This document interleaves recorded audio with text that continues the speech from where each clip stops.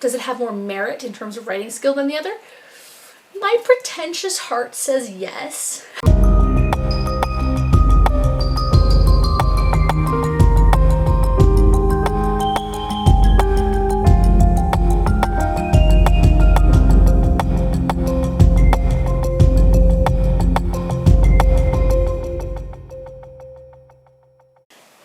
Hello, welcome to Sound and Fury Book Reviews. As usual, I am Tina. Today I'm going to do something a little different. So I'm going to talk about the different subgenres of science fiction. So if you watch my channel, you know that I love and primarily read sci-fi. So in this sci-fi Discord group that I'm part of, we were talking about our favorite subgenres of sci-fi, and it seemed like a fun video to do because there's so many. So I was like, oh, I'll just make this. Anyway, these are my perspectives on genre. Some of these genres bleed into others. Genre isn't set in stone, so if you want to discuss this in the comments, that sounds awesome to me. I am totally, I'm not married to any of these concepts. First, I'm going to talk about sci-fi as a genre according to literary theory in terms of kind of like tent categories and then umbrella categories, as I think all genres have the potential for sub-genres and on forever. First of all, so if you don't think that's going to be interesting, you can jump to this part here where I actually start talking about the subgenres, and I have examples from each of them for, ones that you should try if you're interested in these genres. So if you're not interested in literary theory, that's totally fine. I love it. So sci-fi though in general. So sci-fi has actually been around for a long time. Gulliver's Travels is argued to be a sci-fi by some critics. There was also a novel written in like the 2nd century Common Era by Lucian of Samosata.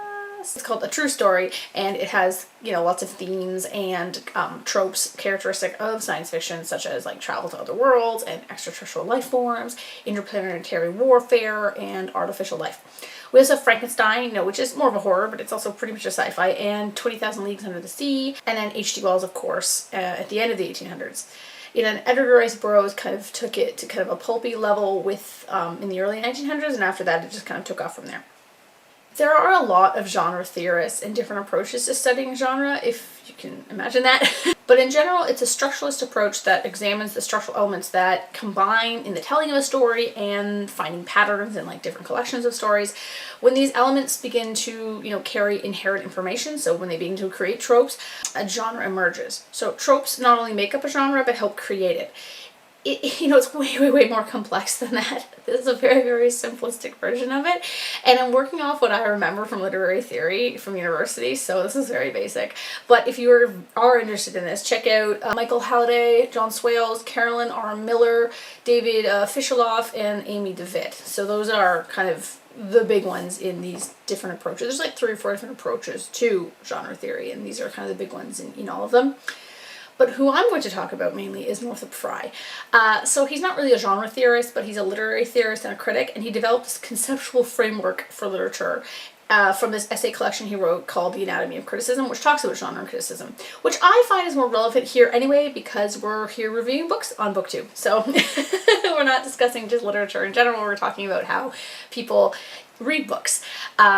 It's also less confusing than going into the other stuff like structuralism and etc. And there are other channels which I've listed below that I know of that talk about it way better than I could, and you should check them out. Also, Frye is Canadian, like me, so I'm going to talk about his ideas because he's Canadian and I gotta represent.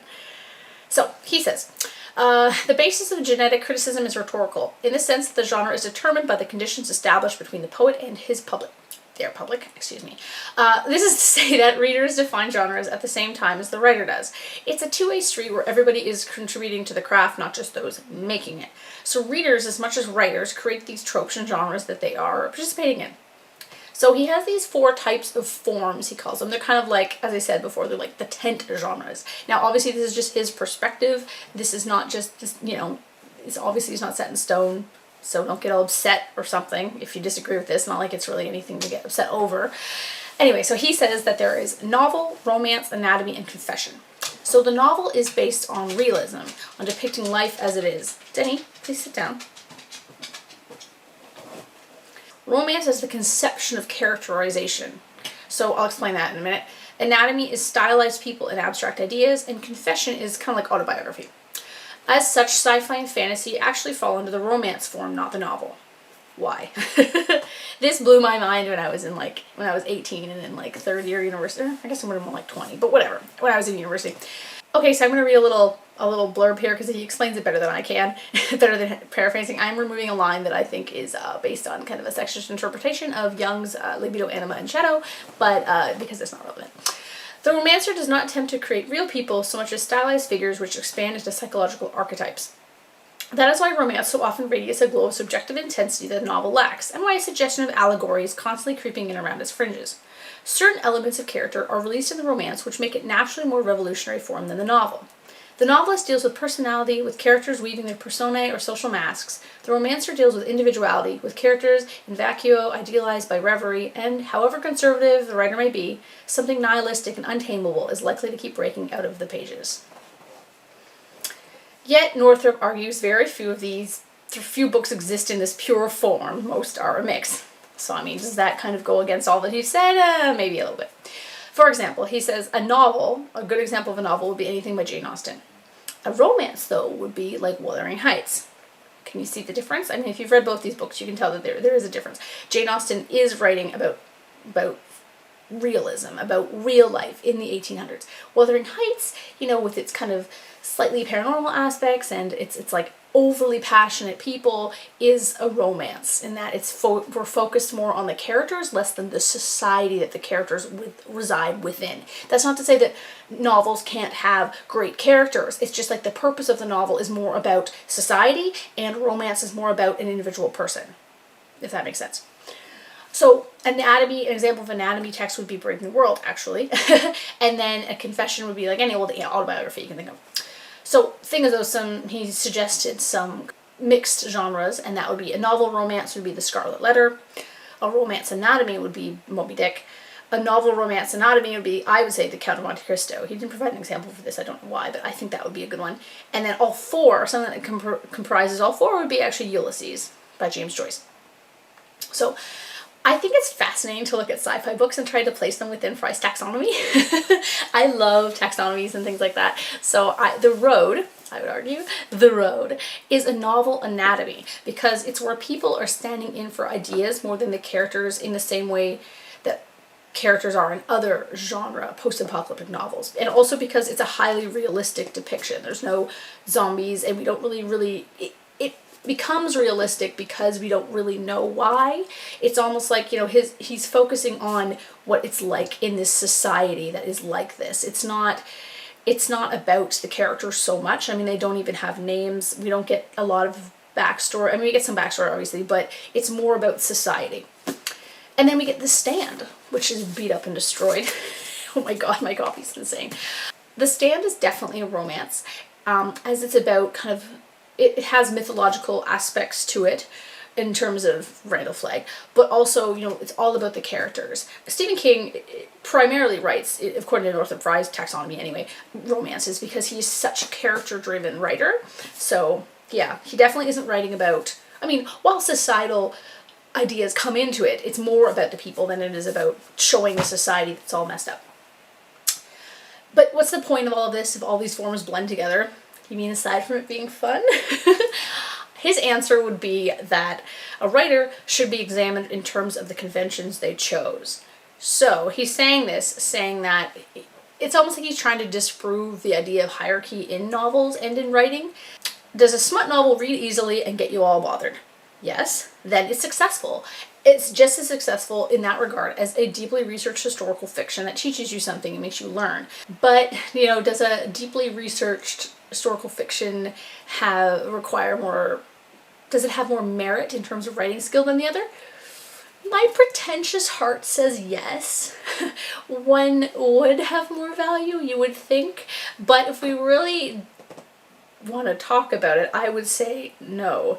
Both have value in what the readers want. If the reader is happy, the writer is successful. That should be the bar. It's what the reader expects. For me, I would rather, I don't read romance because that's not what interests me, but I do read some really campy, kind of crappy video game spin-off books, and I enjoy them on a different level than I would reading something like Ulysses, yet both of them bring me joy, so both of them are valid.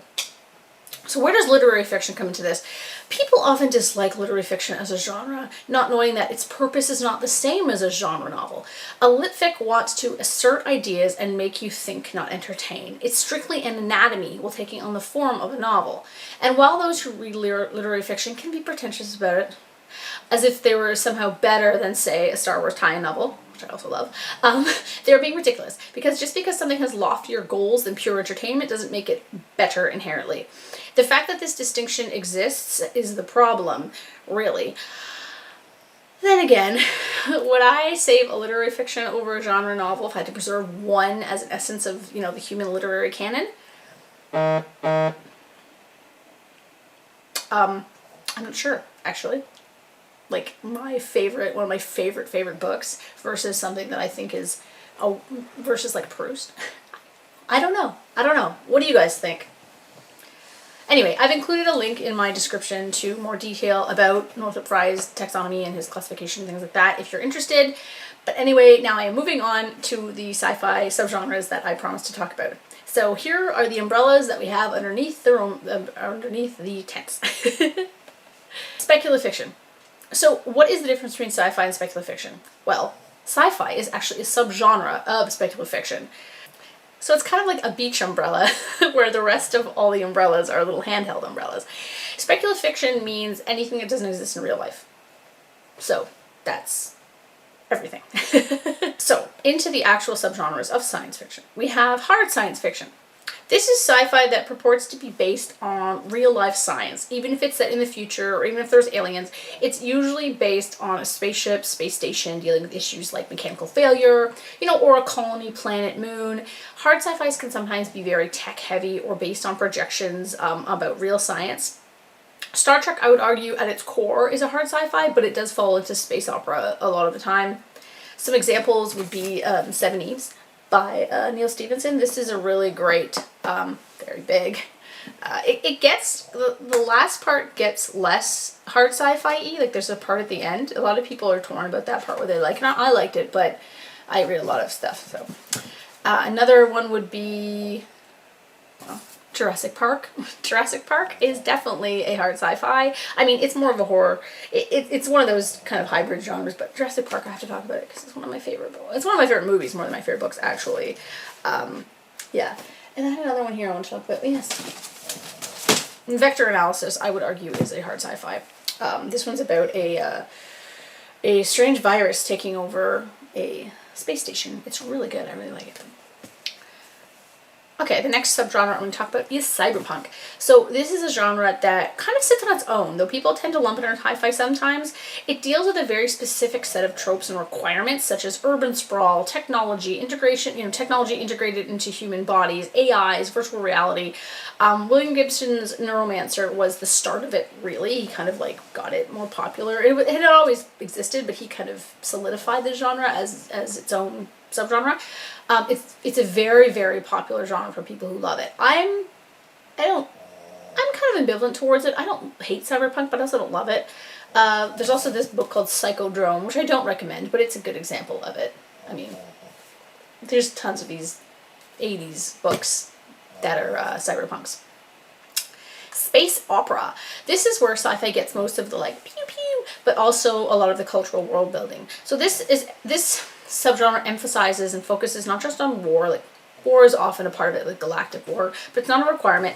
It's more about, though, adventure. So a space opera has to include people or aliens kind of charting around the galaxy, getting into all kinds of trouble. A good one is The Long Way to a Small Angry Planet. This is a great example of one because that's basically what it is. A lot of the classic science fiction I read is space opera. Dune as a series is space opera, as is Star Wars is a space opera. The Fifth Element is a space opera. There are a lot of space operas. Okay, there's a whole bunch of subgenres that can fall under either hard sci-fi or under space opera, and one of these is First Contact. This is my favorite genre of sci-fi. Well, that and post-apocalyptic. Those two are tied for me. As I said, it can fall under both hard sci-fi and space opera. This is simply where humans meet aliens for the first time, whether they're hostile or not. You know, the movie Close Encounters is like the movie version of like prime example people think about. Books, Orchestra Tears by Alan Dean Foster is a great one. Larry Niven writes a few of them. Contact the movie, obviously. Yeah, there's tons of first contact books. Some books are also, first contact books, but they're also military fiction. Or they're first contact books, but they're also sci-fi fantasy. Like, first contact is a common trope, but to be a book specifically about first contact, that has to be like the main concern of the book. That has to be the main theme. Military sci-fi. I love military sci-fi. That's up there. I guess that's my top three. Would be military sci-fi, post-apocalyptic sci-fi, and first contact. So military sci-fi is often based on real-life military ranks, and it's often written by veterans, actually, and often falls under the space opera umbrella. To be military sci-fi, the action has to be rooted in military characters with lots of battle scenes, whether in space or on the ground. Examples, Starship Troopers. Highly recommend the movie over the book. The book is just dated, and I'm not fond of Heinlein. Ender's Game is a really good space opera, or a really good military sci-fi. Tanya Huff, whom I've talked about before, writes fantastic military sci-fi. David Drake, he writes a bunch of them. I actually haven't read this one. I've got a few of his, but I mean, he writes pretty standard military sci-fi. Any other ones? Oh yeah, I got this one. Armor by John Steakley. This one is a really good one as well. I highly recommend this one. I think it's a one-off. It's really good. Another genre would be sci-fi fantasy. I would argue that anything involving magic and spaceships is a sci-fi fantasy. This one gets very contentious because, okay, given the Force from Star Wars is magic, but there are also aliens and spaceship, I would argue that Star Wars is a sci-fi fantasy and not a science fiction hard stop. Now, people get in a bit of a tizzy about this, whether Star Wars is a fantasy or a sci-fi because of the elements. I would say it's a sci-fi fantasy, which is its own subgenre. There are other books that are sci-fi fantasies. For example, Gideon the Ninth. This is definitely a sci-fi fantasy because it's set in the future on space stations, but it deals a lot with necromancy. Because, of course. Another one would be this one. Not a lot of people read this one, but it's called The Dragon Road. This one's actually a pretty much perfect example of sci-fi fantasy because it has magic and spaceships and fancy swords and armor and floating ships and stuff. It's really good. Like it's kind of almost more of a fantasy. It's almost steampunky. So steampunk is the next one. Steampunk falls more under the fantasy realm, but you can get steampunk sci-fi. Like there's one, Arabella of Mars, that I really liked. That one's a YA one. That one's a really good steampunk sci-fi. I can't think of any more. Time travel. Okay. I would place time travel in its own genre, though it can show up in any subgenre, really. It can deal with people jumping back and, jumping to another time and having to live there, like Timeline by Marco Crichton. Or it could be something like Cameron Hurley's The Light Brigade, which jumps around in time, things like that. I mean, the quintessential one is obviously The Time Machine by H.G. Wells. Look at this. I have a 1931 original copy. It's so cool. It's like the coolest. Look at the inside. This is the copyright page. It's so neat. It's like falling apart. Ooh, there's a bookmark in it. Parry Sound. Okay. Anyway, I don't remember the last time I went there. Anyway, the ultimate, though, time travel movie, I would say, is Terminator. Tied to time travel kind of is parallel dimensions and alternative dimensions. So Rick and Morty is probably the most well-known example in terms of any media. This is different than time travel, which posits that you're jumping forward or backwards on one timeline, and what you do in the past affects the future. Dimensional travel means that you're jumping to different versions of the world in another timeline. What you do doesn't affect the original dimension. The book Dark Matter, which to be honest I did not like, is an example of this. Another one would be like The Long Earth by Terry Pratchett. There's tons of examples of this. It's more commonly done in movies because it's more obvious. I mean, Star Trek does this all the time. Another subgenre is alternative history. This is when an author writes a story using our world, but what if something were different? The Man in High Castle by Philip K. Dick. That one's about whether Japan and Germany won World War II. That one's really good. A History of What Comes Next by Sylvain Neuvel is an alternate history in that there's two characters that didn't exist in real life affecting the timeline. So alternate history is really interesting. Sci-fi Western. So this is sci-fi with a Western feel. It has a lot of tropes of Western small towns or planet spaceports, cowboy-type mercenaries or rebels, newly settled planets, people kind of struggling. Oftentimes it's desert planets, things like that. Examples, the show Firefly is obviously one of them. The book Tenlo that I just did a review of is fantastic. Girl in Landscape by Jonathan Lethem. This is a really good one. This one, it has a Western feel, but not as much as some of them. Red Noise is actually based on Seven Samurai, which is like a Japanese Western kind of fantastic movie. The Magnificent Seven, the movie was based off of it. So I highly recommend this one. And then this weird one, Santiago. That guy is like so intense. Okay, now we're on to another kind of umbrella, which is apocalypse novels.